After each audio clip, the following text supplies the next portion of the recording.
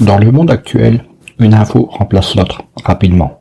Je gère un site d'info et c'est dingue la vitesse de propagation d'une mauvaise nouvelle. Voici une petite tactique que j'utilise pour savoir si une info vaut la peine d'être partagée. Marketing, études de marché, référencement, podcast, réseaux sociaux, monétisation. Le monde de l'entreprise n'est pas un long fleuve tranquille. Alors chaque jour, les clés du business vous permettent d'y voir plus clair avec des conseils et des astuces. Elle vient de Socrate, le célèbre philosophe grec. Un jour, une personne vint le trouver et lui dit « Sais-tu ce que je viens d'apprendre sur un de tes amis ? Avant que tu me racontes quoi que ce soit, j'aimerais te faire passer un test, lui répondit Socrate, celui des 3 passoires. Premièrement, as-tu vérifié si ce que tu veux me raconter est vrai ? Non, pas vraiment, lui répond son interlocuteur. Je n'ai pas vu la même chose moi-même, je l'ai entendu dire, répondit-il. Et Socrate de répondre, très bien, tu ne sais donc pas si c'est la vérité. Ce premier filtre nous renvoie à la vérification de l'information, à la fiabilité de la source et à celle du reporting de l'information. Volontairement ou involontairement, nombre d'informations sont transformées, erronées, approximatives, inventées. On comprend facilement les risques liés à cette dérive informationnelle quand il faut prendre par exemple une décision d'investissement, de choix stratégique ou tout simplement apporter une réponse. S'assurer de la véracité, de la fiabilité de l'information reste bien un impératif fondamental. Des questions basiques doivent être utilisées. Qui dit quoi ? Qu'est-ce qui est précisément dit, écrit, rapporté ? D'où tient-on cette information ? Quelle est la source de cette information ? Quelle est la fiabilité de cette source ? Par quels canaux différents cette information est-elle passée ? Cela ne veut pas dire qu'il faille systématiquement rejeter les rumeurs, les on-dit ou inversement croire automatiquement ce qui vient d'une source supposée fiable.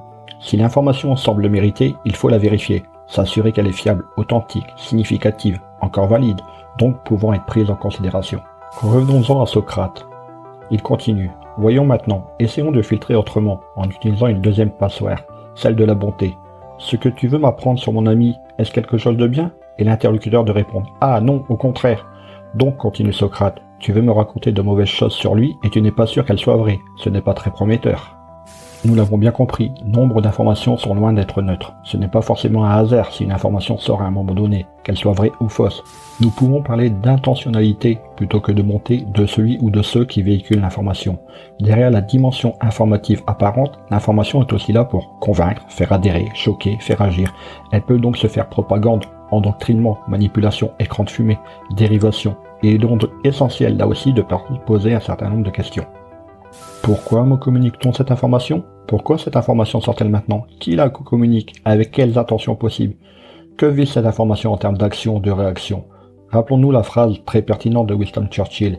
Il vaut mieux faire l'information que la recevoir.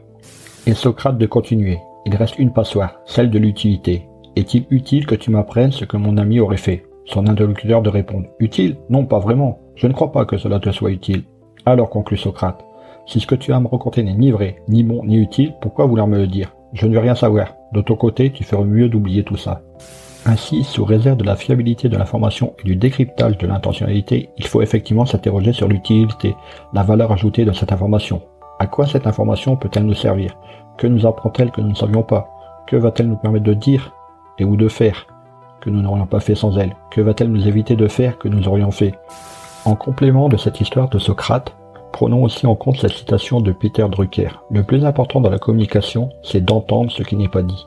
En effet, communiquer, informer sur un registre permet souvent d'en taire, occulter un autre. Là aussi, nous devons savoir nous poser certaines questions. À côté de ce qui est dit, qu'est-ce qui n'est pas abordé ?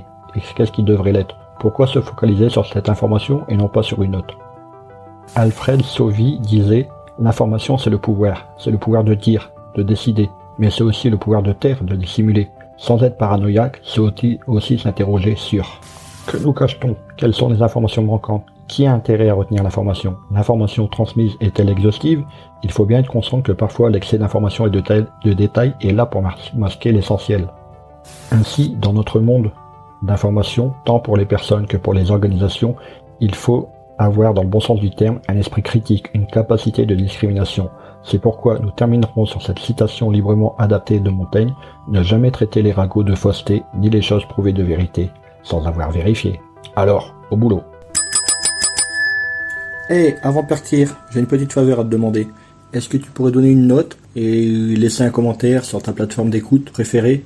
Cela permettrait aux clés du business d'avoir une meilleure visibilité et d'être accessible au plus grand nombre. Je te remercie. Allez, cette fois c'est vraiment fini.